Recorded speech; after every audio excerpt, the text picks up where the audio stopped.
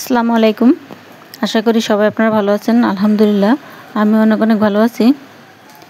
তো এই তো চলে এলো বর্ষাকাল। আর এই বর্ষাকালে আমাদের ছাদে আসলে যখন কয়েকদিন বৃষ্টি থাকে তখন তেমন কোনো কাজ করা লাগে না। সবচেয়ে বড় সুবিধা হয় গাছে পানি দিতে হয় না। আবার আরেকটা অসুবিধাও আছে, অনেক বেশি বৃষ্টি হলে দেখা যায় গাছের গোড়ায় পানি জমে যায়। তো সেটা একটু আমাদেরকে লক্ষ্য রাখতে হবে। তো দেখা যায় যেহেতু এই ওয়েদার কিন্তু যেহেতু আবহাওয়া অফিস জানাইছে যে আর কয়েকদিন বৃষ্টি থাকবে। তো দেখা যায় আজকে 2 দিন বৃষ্টি চলতেছে, আরও মনে হয় 3-4 দিন এরকম বৃষ্টি থাকতে পারে। তো যাই হোক, এই বৃষ্টির মধ্যে ছাদে তো তেমন কোনো কাজ নেই, তো কিছু কিছু কাজ আছে যেটা আমরা করতে পারি। তো সেই কাজগুলি আজকে কিছু আমি আগে করে ফেলেছি যা আপনাদের সাথে শেয়ার করব, বা এখন যদি কিছু করে থাকি সেটাও দেখাবো। তো সবার ছাদ বাগান আসলে যার যত বেশি বড় ছাদ বাগান থাকে তার কাজটা একটু বেশি থাকে। তো ছোট ছোট ছাদ বাগানগুলিতেও আসলে কিন্তু কাজ অনেকটাই থাকে। আর এই যে এখন ফুলগুলি, টগর ফুলগুলি মাশাআল্লাহ দেখতে কিন্তু অনেক সুন্দর লাগতেছে। আর গাছে যেহেতু কোনো ময়লা নেই, একেবারে ধুলামুক্ত, দেখেন গাছের পাতাগুলি কিন্তু খুব সুন্দর লাগতেছে। আর মনে হয় যে একেবারে দেখতে খুবই সুন্দর লাগতেছে, যেটা বলার মতো না আর কি। তো যাই হোক, বর্ষার দিনে সব গাছই দেখতে সুন্দর লাগে, কারণ গাছেরা খুব আনন্দে থাকে, বৃষ্টি পায়। তো সেই ক্ষেত্রে দেখা যায় বর্ষাকালে অনেকটাই সুন্দর থাকে।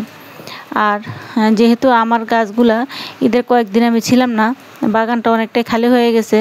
কারণ যে গাছগুলি আমার 12-13-14 দিন আগেও আমার বাগানটা খুব সুন্দর ছিল, সেই বাগানটা কিন্তু এখন নষ্ট হয়ে গেছে। আর এই যে একটা ছোট ছোট পোকা, এই পোকার কারণে কিন্তু আমার অনেক গাছ, কিন্তু বিশেষ করে আমার চাল কুমড়া গাছগুলো কিন্তু একেবারেই শেষ। আর এই টবের আমার কলমি শাকগুলোতেও কিন্তু এই পোকাটা অনেক বেশি আক্রমণ করছে।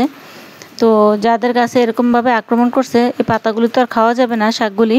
তো সেক্ষেত্রে আমাদের একটা কাজ করতে হবে, এরকমভাবে সবগুলি পাতা আর গাছ কিন্তু একেবারে ছেঁটে ফেলতে হবে। আর ছেঁটে ফেলার পরে দেখা যাবে যে এখান থেকে কিন্তু নতুন করে কিন্তু আবার খুব সুন্দর কিন্তু শাক বের হবে।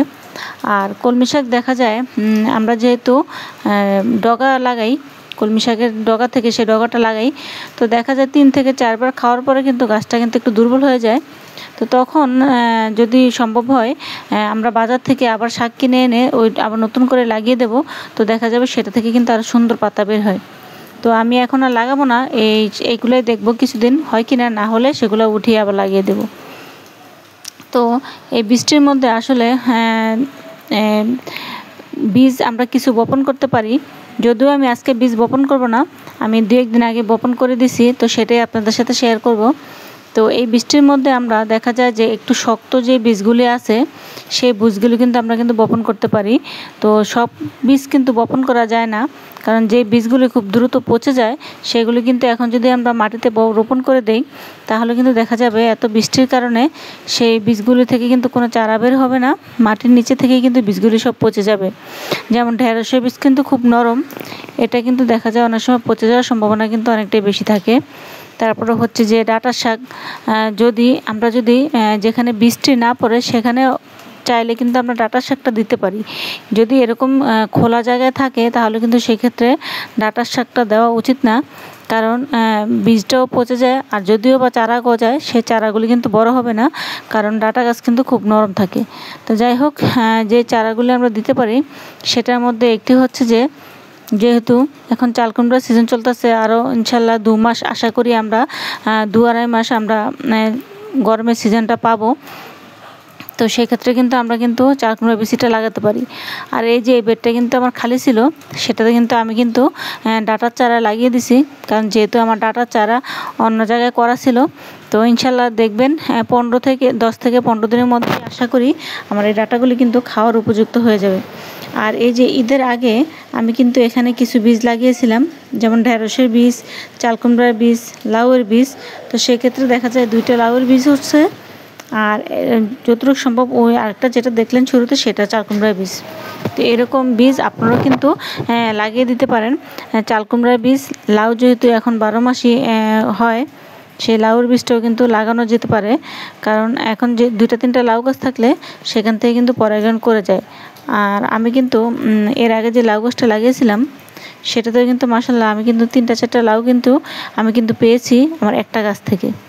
তো এরকম জাত যদি ভালো হয় সেখান থেকে কিন্তু খুব ভালো একটা সবজি কিন্তু আপনি সিজন ছাড়াও কিন্তু পেতে পারেন। তো আর বৃষ্টিটা কিন্তু খুবই একটু পরপর হইতেছে, আবহাওয়া দেখে বুঝতে পারতেছেন কি পরিমাণে বৃষ্টি হইতেছে, বা ছাদটাও কিন্তু খুব ভিজা। তো যাই হোক, এরকম শক্ত যে বীজগুলি আছে যেমন বেগুনের চারা, তারপর লাউয়ের চারা, চিচিঙ্গার চারাও এখন লাগাতে পারেন। তারপরে হচ্ছে যে চাল কুমড়ার বিচি, এগুলি কিন্তু খুব শক্ত বীজ। তো আমরা যদি এখন বীজগুলো লাগিয়ে দিই, দেখা যায় 4-5 দিন যে বৃষ্টিটা থাকবে, সেই বৃষ্টিটার কারণে কিন্তু বীজগুলি তেমন একটা পচার সম্ভাবনা থাকবে না।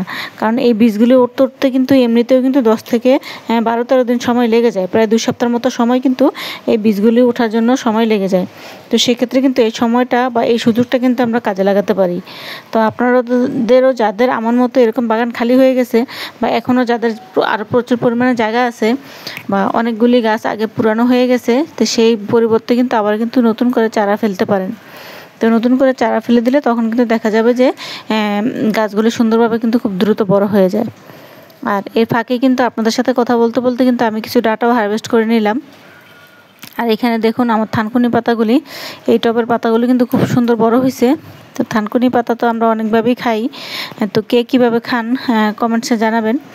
আর আমার এই ধনিয়া পাতাগুলি মাশাল্লাহ, আমি কিন্তু এখান থেকে যে কতবার ধনিয়া পাতা নিয়েছি তার কোনো হিসাব নেই। তো আজকেও কিছুটা ধনিয়া পাতা নিয়ে যাব। আর আমার কিন্তু আগে ধনিয়া পাতা তেমন একটা হতো না, কিন্তু মাশাল্লাহ এবার কিন্তু খুব ভালো ধনিয়া পাতা হয়েছে। তো আর লেবু গাছটাও মাশাল্লাহ গ্রোথ খুব ভালো আছে। তো এখনও গাছে কিছু লেবু আছে, অল্প কিছু লেবু কিন্তু এখনও দেখা যাইতেছে, হয়তো হবে। আর এখানে আরেকটা গাছে কলপ দেওয়া হয়েছে। তো যাই হোক, আরেকটা জিনিস হলো, এই বর্ষার সিজনে কিন্তু যারা কলপ দিতে চান তারা কিন্তু গাছে কলপ দিতে পারেন, কিন্তু এটাই কিন্তু খুব সুন্দর একটা সুযোগ। এই সুযোগটা কিন্তু হাতছাড়া করা যাবে না। যদি আপনারা কোনো ভালো গাছ আপনাদের থেকে থাকে, সেটা থেকে যদি আরও চারা করতে চান, তাহলে কিন্তু এই বর্ষার সিজনে কিন্তু আপনারা কিন্তু কলপ করে দিতে পারেন। কলম করে দিলে সেখান থেকে কিন্তু খুব সুন্দর চারা গজাবে, গাছ রেডি হয়ে যাবে। তো এইভাবে করে আপনারা এই বর্ষার সময় কিন্তু এই বৃষ্টির দিনে যে কদিন থাকে এই ছোট ছোট কাজগুলি করে নেবেন। কারণ বৃষ্টির দিনে শুরুতেই তো বললাম তেমন কোনো কাজ থাকে না। তো চাইলে আপনারাও এই কাজগুলি করে নিতে পারেন। আর কিছু কিছু কাজ এগিয়ে রাখবেন, যাতে করে বৃষ্টির পরে আবার সেই সময়টা কিন্তু আপনারা অন্য কাজে লাগিয়ে দিতে পারেন। তো এইভাবে করে আপনারাও করুন, তাহলে আশা করি অনেকটাই উপকার হবেন। আর এরকম আমার এখানে একটা লাউ হয়েছিল, সেই লাউটাও কিন্তু নষ্ট হয়ে গেছে। এটা গাছটা রাখবো না, যেহেতু লাউয়ের বীজ আমার উঠে গেছে। তো সেই লাউগুলি ইনশাল্লাহ আশা করি গাছগুলি বড় হলে এই টবের মধ্যে আমি আবার লাগিয়ে দেবো। আর অনেকগুলি লতায় দেখা যায় মরে একবারে পচে গেছে, সেই লতাগুলো এখান থেকে ফেলে দিবেন যদি আপনাদেরও কারো এরকম থাকে। তো দেখা যায় যে মাচাটাও একটু হালকা হবে। তো যাই হোক, আবার ভিডিওটা যদি আপনাদের ভালো লাগে, কারো কোনো উপকারে আসে, সবাই বেশি বেশি লাইক কমেন্ট শেয়ার করে দিবেন। আর আমার নতুন বন্ধু যারা আছেন তারা চ্যানেলটা সাবস্ক্রাইব করে পাশে থাকবেন। আর যারা অলরেডি করেছেন তাদেরকে তো অসংখ্য অসংখ্য ধন্যবাদ। আর আপনাদের কিছু জানা থাকলে অবশ্যই কমেন্টসে জানাবেন, ইনশাল্লাহ আমি রিপ্লাই দেওয়ার চেষ্টা করব। বা আপনাদেরও যদি কোনো মতামত থাকে সেটাও জানাবেন, কারণ আপনাদের কাছ থেকেও জানার অনেক কিছু আছে। তো এই তো আজকে আর বেশি কিছু, বৃষ্টির সময় আর বেশি কিছু বাগানে তো কাজ নেই, আর বেশি কিছু দেখানোও যায় না, শেয়ার করাও যায় না। তো সবাই ভালো থাকবেন, আল্লাহ হাফিজ।